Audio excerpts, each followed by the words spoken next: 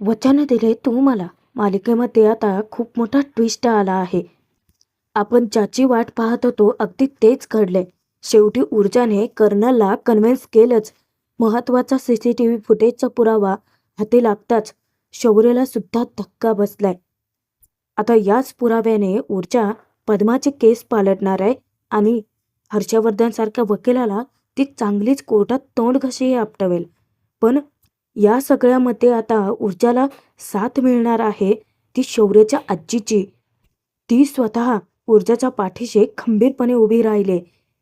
यातच दुसरा मोठा ट्विस्ट असा आलाय की घरच्यांनी मिळून शौर्य अर्पिता यांचा सुद्धा साखरपुड्याचा घाट घातलाय. पण आता पद्माची केस पालटल्यानंतर अर्पिता शौर्याचा साखरपुडा होऊ शकेल? नक्की काय घडेल पाहणार आहोत आजच्या भागामध्ये. त्यासाठी व्हिडिओ शेवटपर्यंत नक्की बघा. ऊर्जा कर्नलचा पिच्छा सोडायला तयार नसते. सर तुम्हाला एक विचारू का सर? तुम्ही एकदा तुमच्या घरी जा आणि घरात लावलेले तुमचे सगळे मेडल्स नीट तपासून पहा. अहो या देशातील सर्व नागरिकांचं रक्षण करण्यासाठी मिळालेत तुम्हाला ते मेडल्स. नागरिकांचं रक्षण करणं म्हणजे देशाच्या सीमेवर बसून गोळ्या झाडणं इतकं नसतं ना सर. समाजातल्या नागरिकांचा पण विचार करायचा असतो.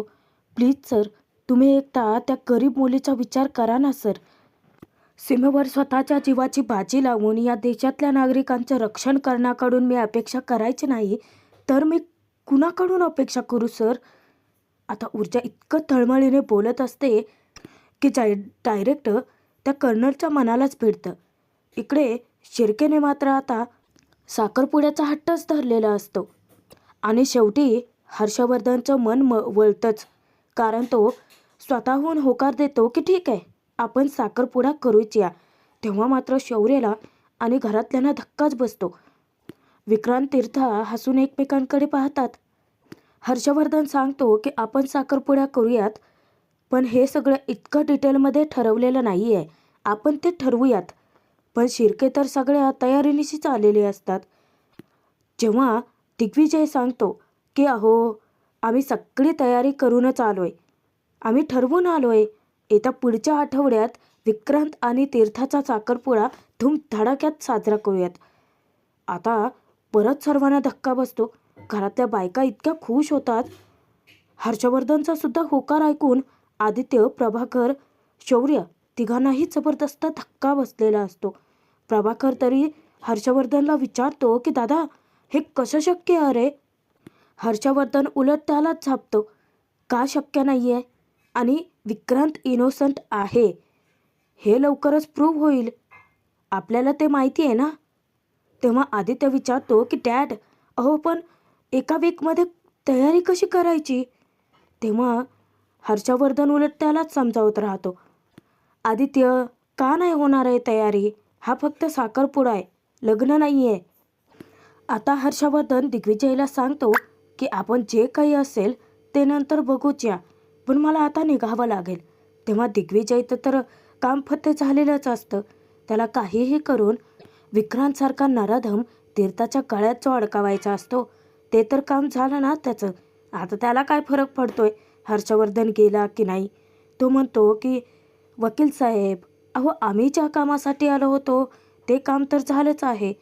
आता बाकीचं जे काय आहे ते आम्ही वहिनी साहेबांसोबत डिस्कस करून ठरवूच. हर्षवर्धन जाणार तेव्हाच विजया त्याला हाक मारते आणि ती अचानकच म्हणते की हा साखरपुडा आपण नको करूयात. आता सर्वजण थक्क होतात. हिला काय झालं असेल अचानकच? सर्वांना धक्का बसतो. पण खरं तर आता शौर्यसाठीच धक्कादायक गोष्ट घडते इथे. कारण जेव्हा विजया अर्पिताकडे जात सगळ्यांना सांगते की आपण ना दोन्ही मंगल कार्य एकत्रच साजरे करूयात, म्हणजे तीर्था विक्रांतसोबत आपण अर्पिता शौर्याचा सुद्धा साखरपुडा उरकून टाकूयात. घरच्यांसाठी ही किती आनंदाची गोष्ट, पण शौर्यासाठी जबरदस्त झटका. आता शौर्य समजावण्याचा प्रयत्न करतो की मॉम मॉम माझ्या साखरपुड्याची इतकी काय घाई आहे ना. दिग्विजय हा शौर्यला सांगतो की जावई बापू अहो आता एक तारीख धरायची, पुन्हा त्याच्या पुढची, पुन्हा त्याच्या पुढची, ते सगळं तुमच्या कोर्टात हो. इथे निर्णय लगेच ताबडतोब. त्यानंतर त्याचं लक्ष जातं अर्पिताकडे. अर्पिता इतकी लाजत असते. अरे वा, कोण लाजतंय? सगळेजण पुन्हा हसायला लागतात तिला. पुन्हा दिग्विजयचा मोर्चा वळतो हर्षवर्धनकडे. तो विचारतो, बोला जागीरदार साहेब, करूयात का दोन्ही फंक्शन एकत्र? आता शौर्य हर्षवर्धनच्या उत्तराची वाट पाहत असतो, पण सगळ्या गोष्टी त्याच्या विरोधातच घडतायत. कारण हर्षवर्धन स्पष्ट होकारच देतो की ठीक आहे करूयात, आणि शौर्य शॉक, पूर्ण ब्लँक होत होतो. इकडे ऊर्जा इतकं जीव तोडून कर्नलची मदत मागत असते. शेवटी ऊर्जाच्या प्रयत्नांना यश मिळतंच, कारण स्वतः कर्नल ऊर्जाला सांगतो की उद्या सकाळी बरोबर 10:42 तू मला माझ्या घरी येऊन भेट. मला एका सेकंदाचाही उशीर चालत नाही. आणि तो तसाच निघून जातो. ऊर्जाचा आनंद डायरेक्ट गगनाला भिडतो, कारण ठोस एक महत्त्वाचा पुरावा आता ऊर्जाच्या हाती लागणार असतो. कधी एकदा ही आनंदाची बातमी ती शौर्यला देते असं होतं तिला. ती जेव्हा इकडे कॉल करते तर शौर्याच्या घरात सगळीकडे आनंदाचं वातावरण असतं. एकमेकांना मिठ्या मारत, एकमेकांना पेढा भरवत सर्वच जण आनंद साजरा करत असतात. ऊर्जाचा फोन आल्यानंतर तर शौर्य आणखीनच शॉक होतो. विजया, शैलेजा दोघे मिळून त्यालाही पेढा भरवतात. शेवटी शौर्य जेव्हा ऊर्जाचा कॉल रिसीव करतो तेव्हा ऊर्जा त्याला आनंदाची बातमी देते की तो कर्नल आपल्याला पुरावा द्यायला तयार झाला आहे. त्याने उद्या मला बरोबर सकाळी भेटायला बोलवलं आहे. शौर्य, आपण दोघेही जाऊयात. शौर्यसाठी ही आनंदाची बातमी असते. अरे बरं, तू मला भेटायला बोलवलं होतं ना? अरे पण कुठे भेटायचं सांगितलंच नाही आहेस. शौर्य म्हणतो की मंदिराजवळ. ऊर्जा म्हणते की ठीक आहे, मलाही तुला भेटायचं आहे. मलासुद्धा काहीतरी महत्त्वाचं तुला विचारायचं आहे. जेव्हा ती फोन ठेवते इतकी आनंदाने ती रस्त्यावरती नाचत बागडत असते. विसरूनच गेले की ती रस्त्यावरती. पण इकडे शौर्य इतका शॉक झालाय. अर्पिता येऊन त्याला अभिनंदन करते, पण तो काहीच रिॲक्ट करत नाही. आणि तीर्थाला त्याचं हेच रूप, हे वागणं खटकतं थोडं, कारण त्याच्यावर चेहऱ्यावरती जराही तिला आनंद दिसत नाही. त्यानंतर अखेर दुसरा दिवस तो उजाडतोच.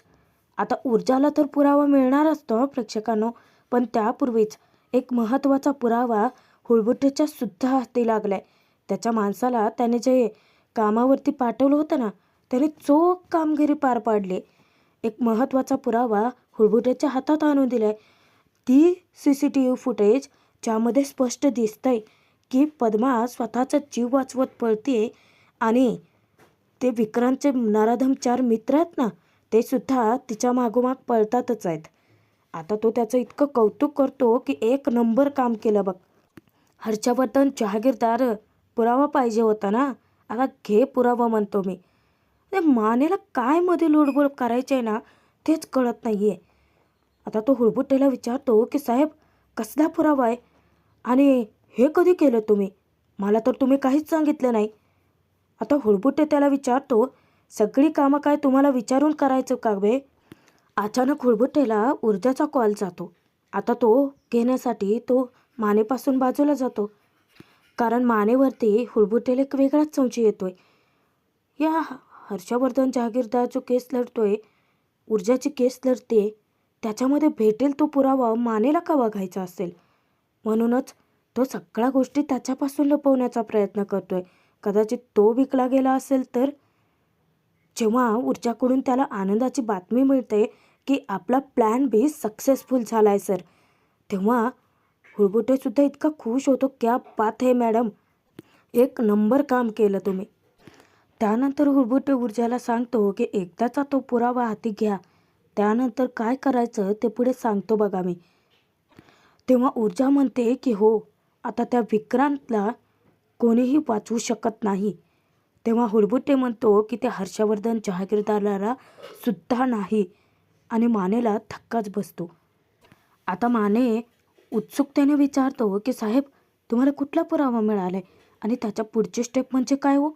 तेव्हा हुळबुट्टे त्याला ताकीद देतो की माने, याच्या पुढे एक शब्द जरी विचारलास ना, तर इथून ट्रान्सफर करेन मी तुझा. आणि तो तसाच निघून जातो. इकडे ऊर्जा मंदिरापाशी शौर्याची वाट पाहत असते. शौर्य धावतच तिच्याकडे येतो. सॉरी ऊर्जा, मला यायला उशीर झाला. ऊर्जा म्हणते की अजिबात नाही. शौर्य आश्चर्याने विचारतो की पण तो कर्नल पुरावा द्यायला कसा काय तयार झाला? अगं हुळबुट्टीला साधं त्याने समोर उभं सुद्धा केलं नव्हतं. तेव्हा डायलॉगबाजी करत ऊर्जा म्हणते, अरे वकिली करते ना मी. वकिलाला कन्व्हिन्स करणं इतकंही अवघड काम नाही आहे, असंच म्हणायला होतास ना तू. तेव्हा शौर्यलाही हसू येतं. शौर्य, तुला सांगू का मी त्यांना कसं कन्व्हिन्स केलं ते? आणि ऊर्जा, नक्की काय घडलं होतं? तिने कर्नलचा कसा पाठलाग केला, त्यानंतर त्याच्याशी 2-3 वेळा बोलण्याचा प्रयत्न कसा केला, त्याच्याशी ती काय बोलली, हे सगळे एकटीच बडबडत असते. पण शौर्याच्या मनात विचारांचं नुसतं वादळ थैमान घालत असतं. ऊर्जा, तुला कसं सांगू की आत्ता माझ्या मनात काय घालमेल सुरू आहे ते. माझ्या घरच्यांनी माझा साखरपुडाही ठरवून टाकलाय. अगं माझ्या तळपायाखालची जमीन निसटली. ऊर्जा, तू माझ्यापासून दूर जातेस ही कल्पनासुद्धा मी करू शकत नाही आहे. कसं सांगू तुला की माझ्या मनात नक्कीच चाललंय तरी काय? अचानकच ऊर्जा त्याला म्हणते की अरे सांगून टाक ना काय सांगायचं आहे ते. शौर्य थक्कच. काय? ऊर्जा म्हणते की अरे तू मला इथे कशासाठी बोलवलं आहेस ते सांगून टाक. आता कुठे त्याच्या जीवात जीव येतो. तो म्हणतो की हां, ते तुला एकजण भेटायला येणार आहे केस संदर्भात. खरं तर ना मी खूप मेहनतीने त्यांना कन्व्हिन्स केले अगं. तेव्हा तू त्यांना भेटा. तेव्हा आता ऊर्जा शौर्यला प्रश्नावर प्रश्नाचा भडीमार टाकते. हेच इतकं सगळं तू माझ्यासाठी का करतोयस? तेव्हा तो म्हणतो की अरे नुसतं प्रॉब्लेम. अगं तुझ्यासाठी कोणी काही करतंय तर एन्जॉय कर ना. प्रश्न काय विचारत असतेस तुम्हाला सतत? तेव्हा ती म्हणते की शौर्य, बाबांची स्कूटर. तेव्हा शौर्य म्हणतो की हे बघ, बाबांची स्कूटर ती तुझ्या बाबांची स्कूटर होती म्हणून मी दुरुस्त केली. ऊर्जा म्हणते की तेच तू इतकं माझ्यासाठी का कशासाठी करतोयस? अरे त्याच्यासाठी पैसे. तेव्हा तो म्हणतो की अगं फक्त 750 रुपये लागले आहेत, इतकं काही नाही. तेव्हा ऊर्जा म्हणते की प्रश्न पैशांचा नाही आहे शौर्य, त्याच्यापेक्षाही जास्त लागले असतील की. तेव्हा शौर्य सांगतो की नाही अगं, माझ्या मित्राचं गॅरेज आहे, त्याच्याकडूनच मी ती दुरुस्त करून घेते. आधीमध्ये मी त्याला मदत करत असतो अगं, इतकं काही नाही आहे. तेव्हा ऊर्जा, हे बघ, ती स्कूटर दुरुस्त करण्यासाठी घालवलेला वेळ, ती मिळवण्यासाठी केलेली खटपट, माझ्या आनंदासाठी केलेला विचार, इतकं सगळं तू माझ्यासाठी का करतोयस? आता शौर्य चिडीत चूप. शौर्य सांग ना अरे, इतका अवघड प्रश्न विचारलायस का मी? अचानकच तिथे जबरदस्त एंट्री होते शौर्याच्या आजीची. जेव्हा ती आलिशान गाडीतून खाली उतरते आणि शौर्याला हाक मारते. शौर्याचा मोठा पोपट होतो. आता त्याला इतका धक्का बसतो, तो एकदा ऊर्जाकडे आणि एकदा आजीकडेच पाहत असतो. आजीकडे जातो आणि तो विचारतो की आजी, अगं तू गाडीमध्ये कशाला आली आहेस? मी तुला सांगितलं होतं ना. तेव्हा ती म्हणते की मेडिटेशन सेंटरमध्ये मला उशीर होत होता आणि तुम्हाला भेटायची वेळ 2ची दिली होती की नाही, मग मला नाही आवडत उशीर झालेला. तेव्हा शौर्य म्हणतो की ठीक आहे ठीक आहे, आता आपण प्लॅन चेंज करूयात. तू माझी आजी नाही आहेस, लक्षात ठेवा. आता त्याची आजी सांगते की हे तू लक्षात ठेव. शौर्य म्हणतो की मॅडम. तो डोळे बिळे मारतो आजीला आणि तो नाटकाला सुरुवात करतो. मॅडम या ना मॅडम, या कुमुदिनी मॅडम, खूप मोठा सिनियर लॉयर आहेत हा. आणि मॅडम ही ऊर्जा, अगं ऊर्जा, या तुला खास भेटायला आले आहेत. तेव्हा ऊर्जा त्यांचे आशीर्वाद घेते. त्या विचारतात की अगं आशीर्वाद कशासाठी? तेव्हा ती म्हणते की तुम्ही मोठे आहात ना म्हणून. तेव्हा आजी ऊर्जाचं कौतुक करते की खूप छान आहेत हा संस्कार तुझे. हल्ली हे असे संस्कार खूप रेअरली बघायला मिळतात अगं. तेव्हा शौर्य ऊर्जाचं इतकं कौतुक करतो की अहो मॅडम, ही ना इतकी हुशार आहे, ब्रिलियंट आहे. पण ऊर्जाला स्वतःचं कौतुक ऐकायचं नसतं. त्यानंतर त्याची आजी तिला विचारते की तू कुठे राहतेस? तेव्हा आता ऊर्जा सांगणार त्याच्या आधीच शौर्य चालू होतो. भरतनगर चाळ, खोली क्रमांक 3. तेव्हा ऊर्जालाही हसू येतं. आजी म्हणते की बरं तुझ्या घरी कोण कोण असतं? तेव्हा तो म्हणतो की आई, फक्त आई. आणि तुम्हाला सांगू का मॅडम, म्हणजे ऊर्जा ना अख्ख्या तिच्या चाळीला स्वतःची फॅमिली समजते. म्हणजे दळवी काकू आहेत, मंगेश आहे. आता ना आजी त्याला अशी झापते, शौर्य तू आम्हा दोघींना बोलू देणार आहेस की नाहीस? तू गप्प बस बरं. आता फक्त मी आणि ऊर्जा आम्ही दोघीच बोलू, तू शांत बस. तेव्हा शौर्य विचार करतो की अरे यार, मी कुठं बोललोय पण. ऊर्जा इतकी हसते, हा ना असाच आहे मॅडम, याला कुठेही मध्ये बोलायचंच असतं, त्याशिवाय याचं समाधानच नाही होत. त्यानंतर आजी, शौर्य, ऊर्जा तिघेही मागच्या बाकावरती बसतात. आजी ऊर्जाचे कौतुक करते, कौतुकाने तिची पाठ थोपटते. खरंच मला तुझं खूप कौतुक आहे हा. तुझी ही पहिली केस इतकी कॉम्प्लिकेटेड, इतकी मोठी, आणि तेही हर्षवर्धन जहागीरदारासारख्या वकिलासोबत आहे. मला तुझ्या धाडसाचंच खूप कौतुक वाटते. ऊर्जा सांगते की माझे बाबा म्हणायचे, आपण कोणाच्या पुढे उभे आहोत यापेक्षा आपण कोणाच्या बाजूने उभे आहोत ते जास्त महत्त्वाचं असतं. आणि लढाई ही नेहमी सत्याच्या बाजूने लढायची असते. तेव्हा आजी पुन्हा ऊर्जाचं कौतुकच करते की वा, शाबास, खरंच खूप छान वाटतं तुला भेटून. खरं तर शौर्य कोर्टात उभं राहून सत्याची लढाई लढणं खूपच अवघड असतं. वकिली म्हटलं की पदोपदी खोटं बोलावं लागतं. तेव्हा ऊर्जा म्हणते की पण हीच तर आपली खरी परीक्षा असते ना मॅडम. माझी आई म्हणते, आपण खोटं बोलून कित्येकदा जिंकू सुद्धा, पण कधी ना कधी आपल्याला सत्याचा सामना तरी करावा लागतोच की. तेव्हा आजी प्रश्न विचारते की म्हणजे तुझा न्याय मिळण्यावरती विश्वास आहे तर? तेव्हा ती म्हणते की हो, माझा न्यायव्यवस्थेचा विश्वास अजूनही टळलेला नाही आहे मॅडम. जरी कधी कोणी मला कपटाने हरवण्याचा प्रयत्न केला, कदाचित मी हरेनही, पण त्यावेळी माझ्या मनात एकच समाधान असेल की मी सत्याच्या बाजूने लढले आणि जीव तोडून लढले. ऊर्जाचा प्रत्येक शब्द, प्रत्येक वाक्य डायरेक्ट आजीच्या मनाला भिडतो सुद्धा आणि तिचं मन जिंकतं सुद्धा की शौर्याची काय निवड आहे. मनातच ती दाद देते.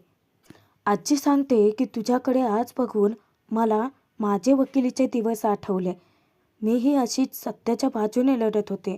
मीही खूप पॉझिटिव्ह होते. काही घटना माझ्यासोबत अशा घडल्या, काही वेळेस परिस्थिती अशी आली की जिने मला खचवण्याचा प्रयत्न केला. पण मीही तुला तेच सांगते की तुझ्याही समोर अशीच परिस्थिती निर्माण होईल जी तुला खचवेल, माघार घ्यायला भाग पाडेल. पण तुझ्यातली सकारात्मकता, तुझे पॉझिटिव्ह विचार तू कधी बदलू नकोस, हाच आशीर्वाद देते मी तुला. ऊर्जा सांगते की हो, पहिल्या केसनंतर, पहिल्या हेअरिंगनंतर खरं तर मी खूप खचले होते. पण नंतर मलाच जाणीव झाली की माझी तयारी कमी पडली. तेव्हा आजी सल्ला देते की हो अगं, केस मी वाचली ती. खरं तर तुझी थोडीशी तयारी कमी पडलीच होती. पण हे बघ, निर्णय काय काय येईना, तयारी करणं आपल्या हातात असतं. आणि मी तुझ्यासोबत आहे या केसमध्ये. तेव्हा ऊर्जाच्या मनाला एक समाधान असतं, थँक्यू मॅडम. तेव्हा शौर्य म्हणतो की येस येस मॅडम, टप्प्याटप्प्यावरती तुला सल्ला देतील. ऊर्जा सांगते की मला एक महत्त्वाची लीड मिळाली आहे आणि आता लवकरच तो पुरावा, सबळ पुरावा माझ्या हाती येईल. आजी विचारते की कुठला पुरावा? शौर्य सांगतो, शिर्क्यांच्या बंगल्याच्या बाजूला एक बंगला आहे, तिथलं CCTV फुटेज. पद्माच्या केसमध्ये ऊर्जाला त्याची खूप मदत होऊ शकते.